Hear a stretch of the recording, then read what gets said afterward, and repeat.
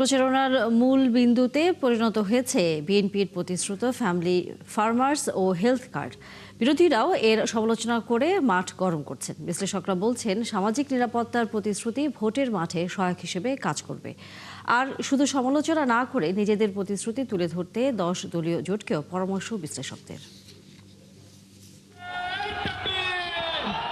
নির্বাচনে ভোটার আকৃষ্ট করতে নানা প্রতিশ্রুতি নিয়ে হাজির হয় দলগুলো। ত্রয়োদশ জাতীয় সংসদ নির্বাচনের প্রচারণা শুরুর দিন থেকেও দলগুলো তাদের পরিকল্পনার কথা তুলে ধরছে।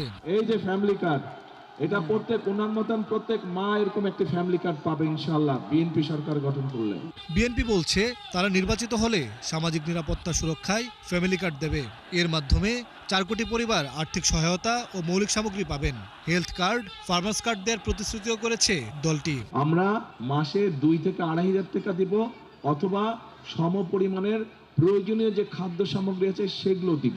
বিশ্লেষকরা বলছেন, এ ধরনের প্রচারণা বিএনপিকে ভোটের মাঠে এগিয়ে রাখবে। বাংলাদেশে একটা প্রান্তিক জনগোষ্ঠী আছে, এত সংখ্যক মানুষ, সেই সংখ্যক মানুষকে তারা পৌঁছাতে চায়। তো এটা তো উদ্যোগ হিসেবে আমার কাছে মনে হয় যে এটা একটা ভালো উদ্যোগ। ফলে এর একটা আবেদন সাধারণ ভোটারদের কাছে থাকতে পারে। শিক্ষা, স্বাস্থ্য, অর্থাৎ মানুষের 5টা মৌলিক চাহিদা।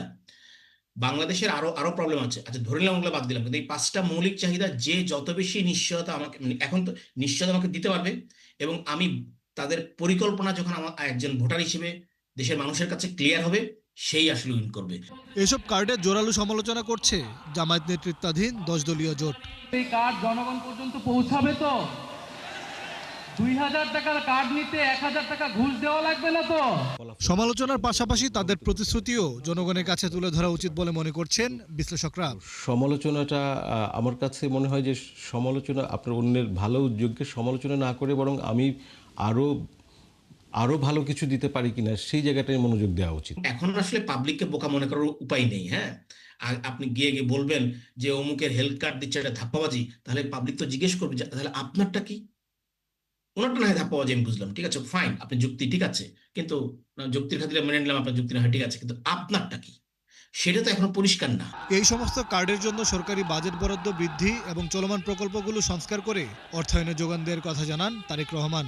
অর্থায়নের এই বিষয়টিও জনগণের সামনে ভালোভাবে প্রচার করতে আহ্বান জানান বিশ্লেষকরা।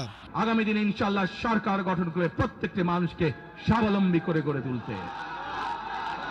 মোহন ইসলাম, 71, ঢাকা।